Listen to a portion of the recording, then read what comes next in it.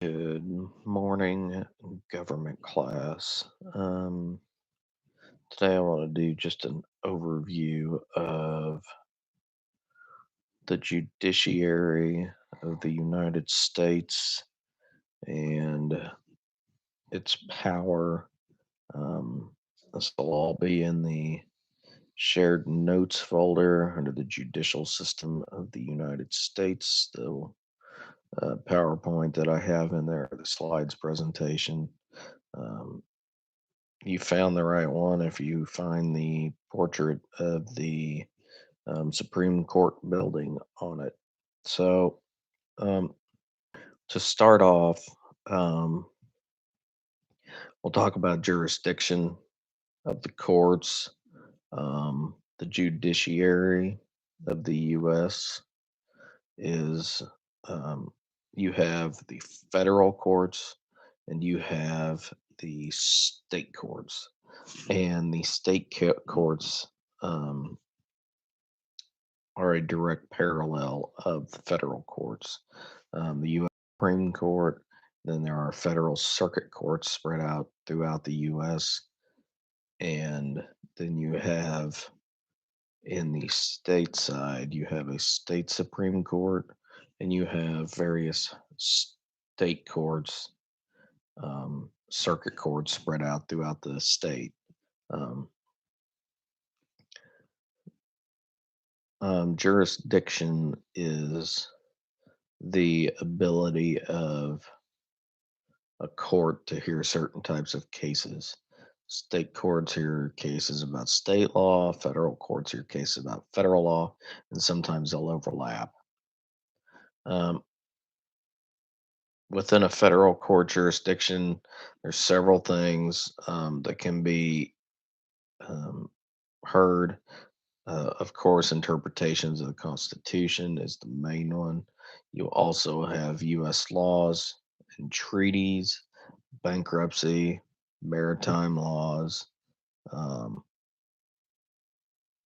ambassadors and other foreign representatives, um, arguments between two states, our federal jurisdiction, um, and things like that.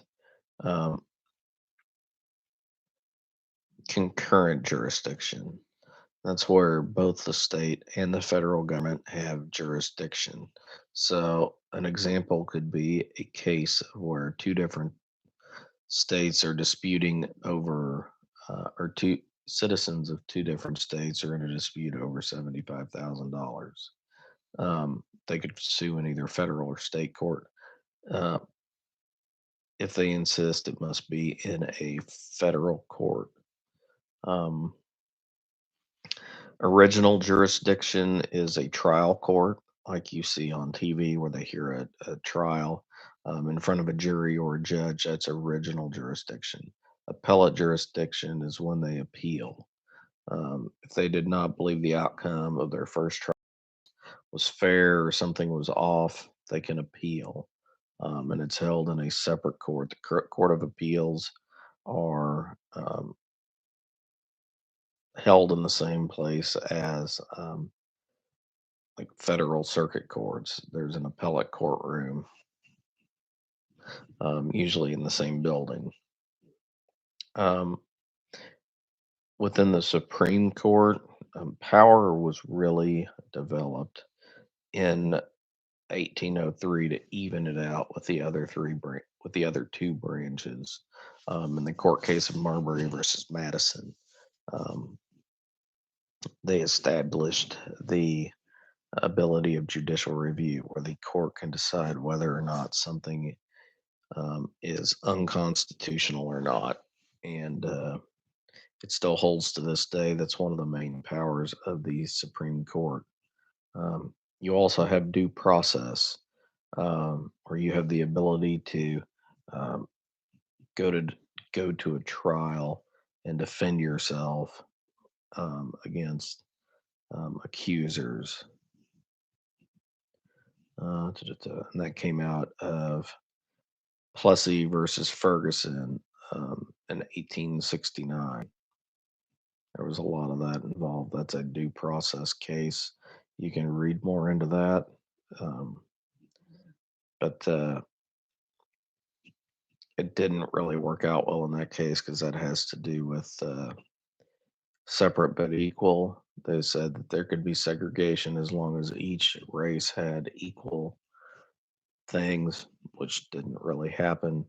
And then continuing on, you had Brown versus Topeka Board of Education, um, with Chief Justice Earl Warren, where um, the Supreme Court ruled that segregation was illegal in schools because nothing was, if it was separate, it wasn't really equal.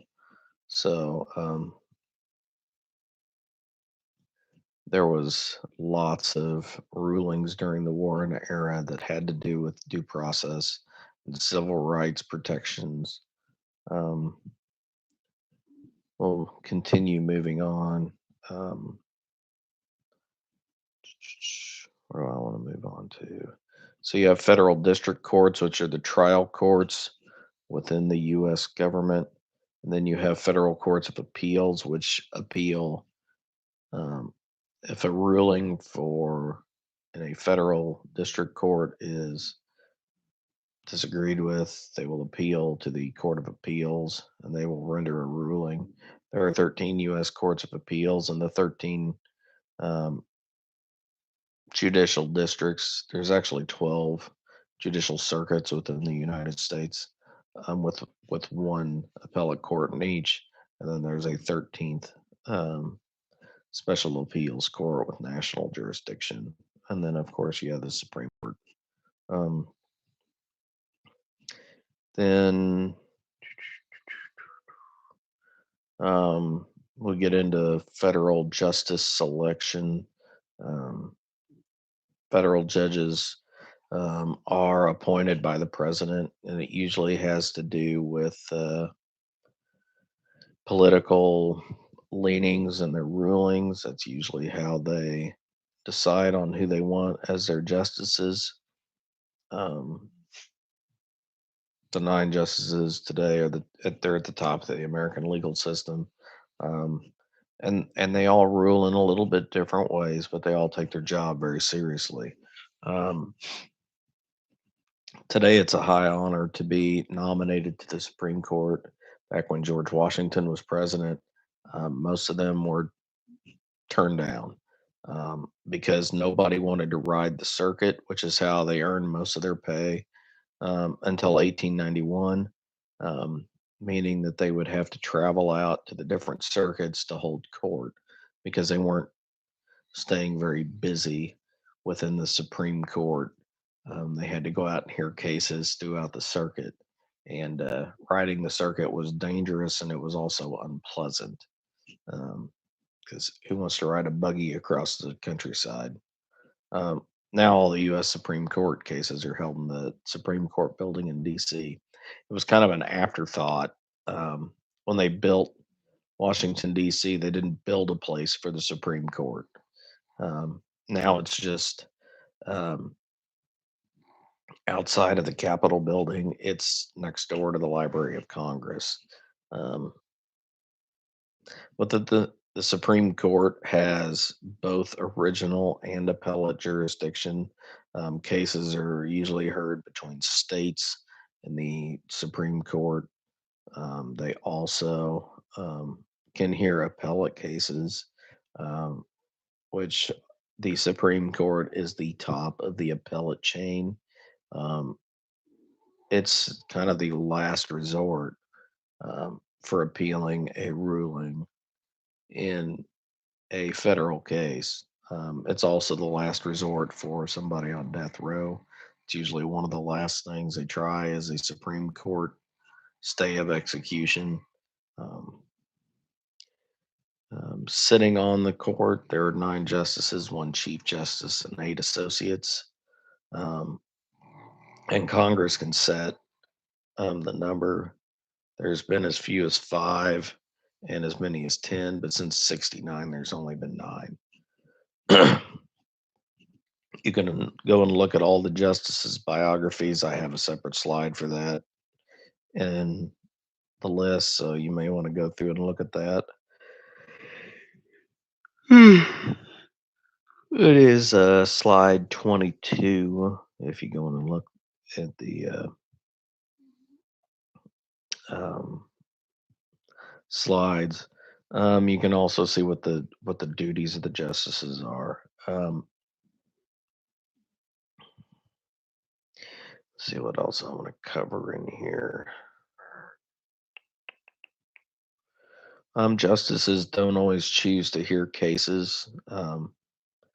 There's a writ of certiorari that's sent to the court. 90% of them are rejected. It's an order from the court to a lower court to send up records on a case for review.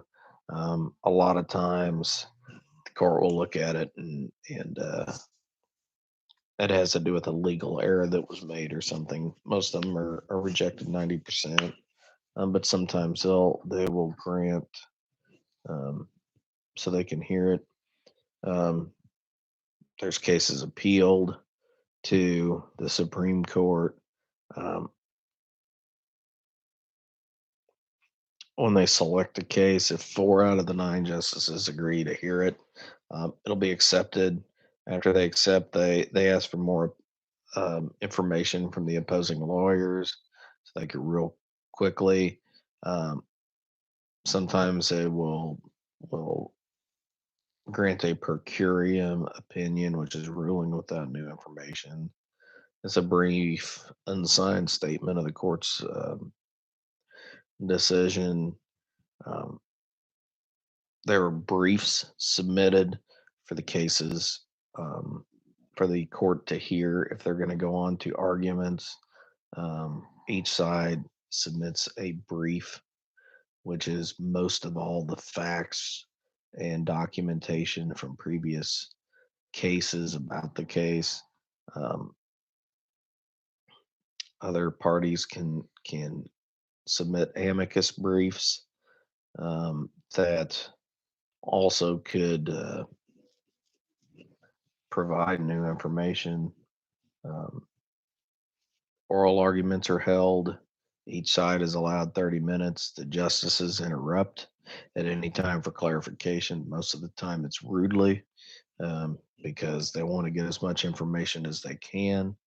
Um, when the light comes on, they're done. Um, they also conference after oral arguments to discuss the different cases. They discuss cases for the next several hours. Usually, they take about no more than 30 minutes per case.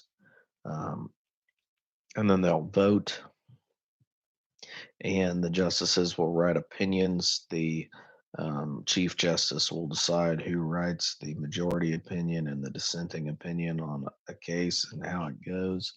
And the concurring there's a unanimous opinion if all the justices vote the same way.